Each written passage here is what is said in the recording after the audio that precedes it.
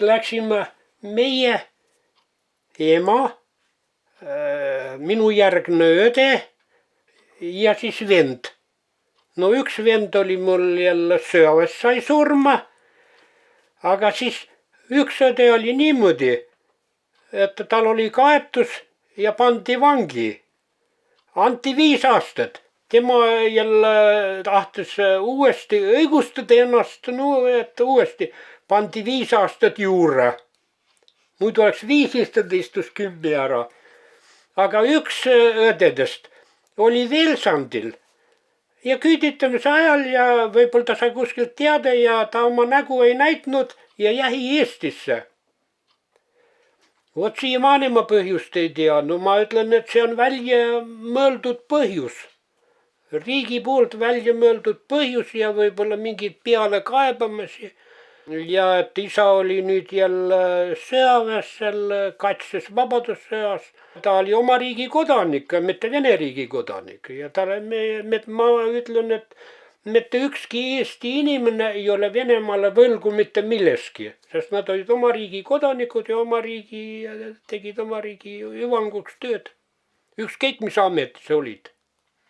See meie jaoks oli küll ootamatu. Aga nõukast juttu ma ei ole kuulnud temaga, et oleks ennem kuulnud kuidagimoodi. Aga paljud teadsid, kellel oli tutvus ja mingi kodunt ära, et jälle homme tuleb küüditamine. Hommiku, ma ei tea, 5-6 ajal või sedasi üsnagi vara. Ja öeldi, et 20 minutit on aega, et võite omal midagi kaasa võtta, et siit küüditakse teid ära. Aga kas öeldi, et Sibirisse, seda ma ei tea. No siis oli aimu kõik jälle, et kuidas tegutseda kindlasti. Aga noh, edasidi Roomassaari sinna suure laeva peale. Kihelkonnast kuskil eemal, seal oli üks suur sadam. Ja seal Trümmi. No see oli jälle, enne seda oli seda kivisütt veetud ja ta oli nii must, aga ma ei tea, millega seal kaeti, et seal sai ikka olla. Ja pärast tallad ja kõik olid kivisütt täis jälle. Ma arvan, et siis viidi meid jälle laevaga Virtsu vist. Ja seal rongi peale. Kui me rong jõudes kohale, kas Ubinsk või Parabinsk oli see suur jaam ja siis olid meil jälle ärgedega olid voorimehed kaasas. Et viia sinna.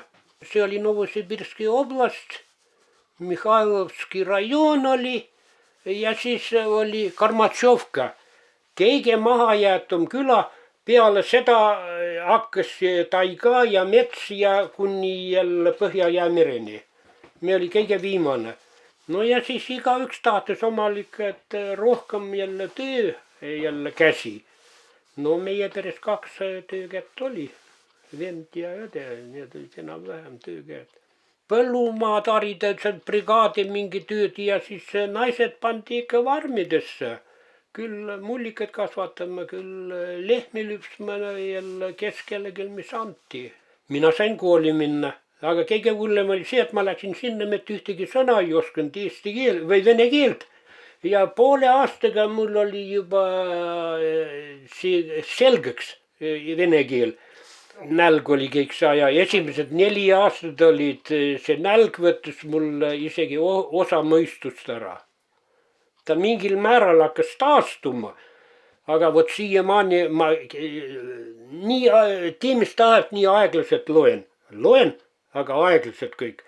Aga seal oli kõht kõik saa tühi. Ja siis ma ise hakkasin ka suuremaks. Sealt ma käisin ühel õpetajal, tegin puid ja tema andas mulle päeva jälle tööks 10 rubla. Aga tead, siis oli ju see 20 senti pakk võid seda siia-sinna kõik, sai 11 osta, lubad omale. Sai juba juurde võtta. Tööinimest nälga ei hoitud. Vanemad ja lapsed, nendel ei olnud mitte millegi toitu. Ja paljud lapsed surid nälga ka seal küll ja küll. No ikka alati rääkis, et igavesti navetsina.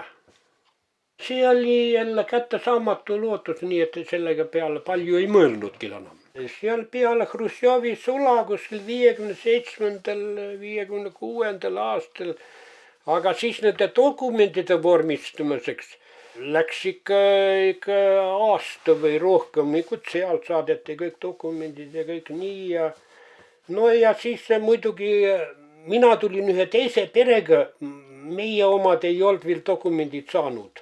Ema ega vend ega õda ja ma tulin teise perega.